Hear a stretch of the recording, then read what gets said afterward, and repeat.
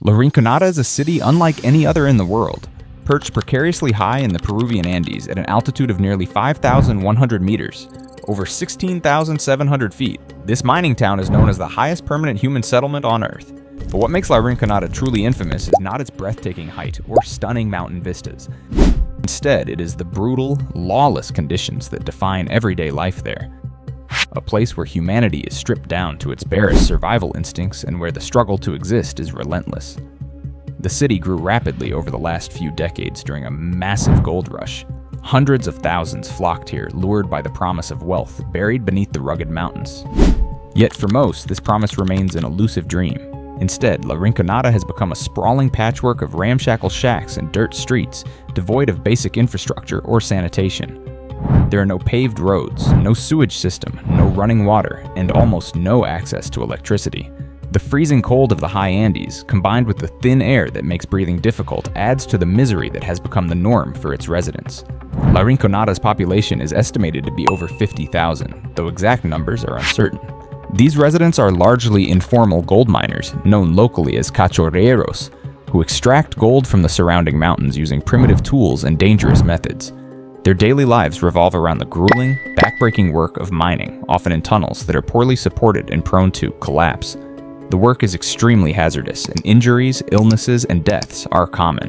One of the most alarming features of life in La Rinconada is the complete absence of law and order. The city is often described as lawless, a place where government presence is minimal or non-existent, and where corruption, crime, and violence reign unchecked.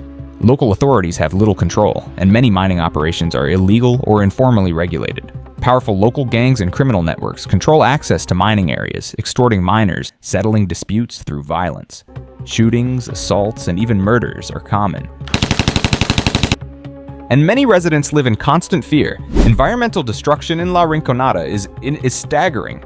Mercury, used to extract gold from ore, is poured directly into rivers and soils, poisoning water supplies and contaminating the local ecosystem. Mercury poisoning is widespread among miners and their families, causing severe neurological damage and chronic illness. Despite these dangers, miners continue to use mercury because it is cheap and effective, and because alternative, safer extraction methods are not readily available or affordable. Sanitation and public health in the city are dire. There is no sewage system. Human waste is often dumped into open pits or nearby waterways, leading to the spread of diseases like cholera, typhoid, and parasitic infections.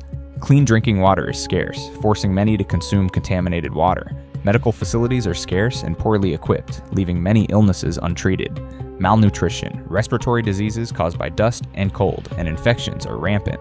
The average life expectancy in La Rinconada is shockingly low, with many residents dying in their 30s or 40s. Children growing up in La Rinconada face unimaginable hardships.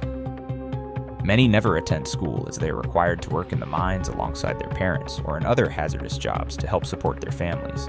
Child labor is common, exposing young boys and girls to physical dangers and toxic substances.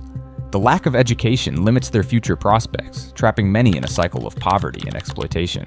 Despite the city's extreme conditions, its residents have developed a gritty resilience.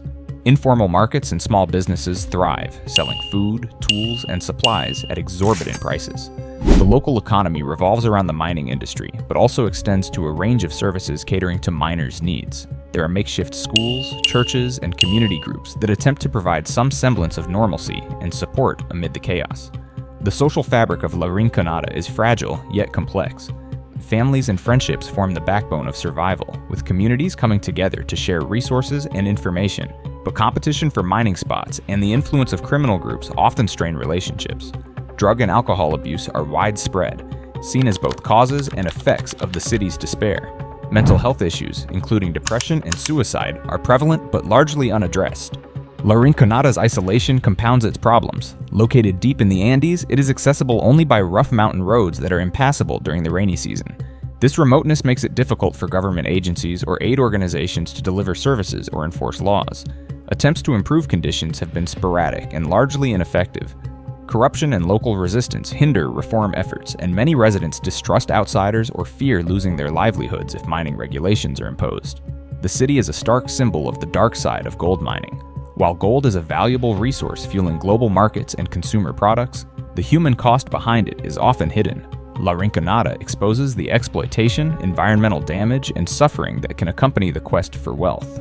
It raises urgent ethical questions about the responsibilities of governments, corporations, and consumers to protect human rights and the environment in mining regions. Stories from La Rinconada paint a vivid picture of life on the edge.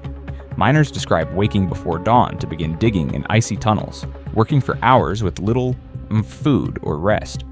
Many have lost fingers or limbs to accidents, yet continue working because there is no alternative. Some have been trapped underground for days during tunnel collapses, surviving by sheer willpower and the help of others. Women in La Rinconada face particular challenges. Many are involved in the informal economy, selling food or working in bars and brothels, often under exploitative conditions. Domestic violence and abuse are widespread problems, exacerbated by poverty and substance abuse. Access to reproductive health care is minimal, leading to high rates of maternal mortality and unplanned pregnancies. Despite the despair, there are moments of hope. Grassroots organizations and NGOs have begun working in the region, providing medical care, education, and advocacy for miners' rights. Some community leaders are pushing for better regulation and environmental protections. Efforts to introduce safer mining techniques and reduce mercury use show promise but require more support and investment.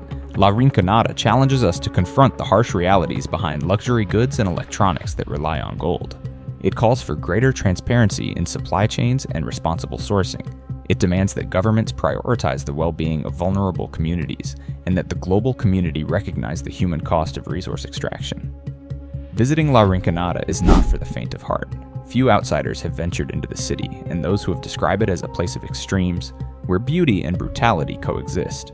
The towering mountains and clear skies offer breathtaking views, but the poverty, danger, and suffering cast a long shadow. It is a place where life is cheap, but human spirit endures. Those who have braved the journey to La Rinconada often describe a sense of disorientation that goes beyond the physical challenges of altitude sickness. The town feels like it exists outside time and law, a chaotic frontier where the usual rules of society have dissolved. Visitors recount narrow, muddy alleyways crammed with corrugated metal huts, the acrid stench of open sewage mingling with the smoky haze from cooking fires and mercury-tainted air. Even experienced aid workers and journalists find themselves shaken by the raw suffering they witness. Young children with hacking coughs, gaunt men stumbling from the mines with eyes glazed from exhaustion, women selling beer and sex in dimly lit bars to survive. These scenes paint a grim picture of a place so marginalized it seems forgotten by its own nation. For Peru, La Rinconada represents both a source of revenue and a source of shame. Gold from its mines enters global markets, often without clear traceability, fueling international demand while leaving devastation in its wake. The government has struggled to balance the economic importance of gold exports with the urgent need to regulate informal mining. Attempts to intervene have been inconsistent and often undermined by corruption or resistance from locals who fear losing their only means of survival.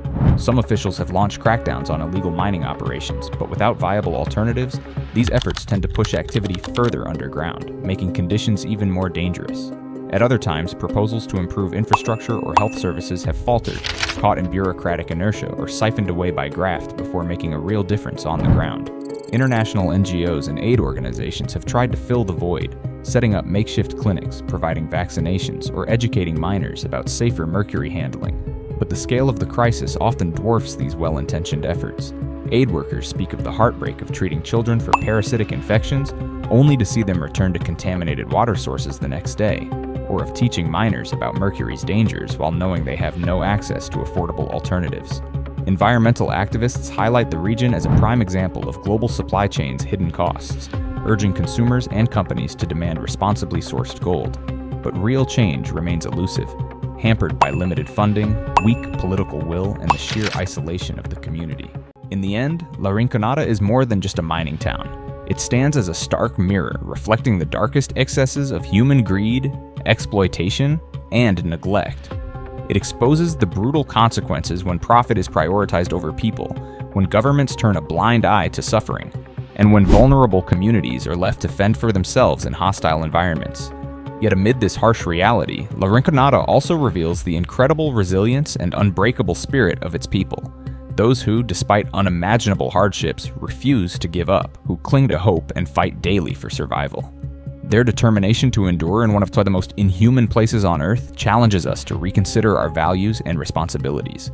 It forces us to confront difficult questions about justice, equity, and humanity. Questions about how a world blessed with abundant resources can allow such stark inequalities to persist. If this story moved you, please like, share, and comment below. What do you think needs to be done to help places like La Rinconada? Subscribe for more stories uncovering the world's most difficult realities and the people who live them.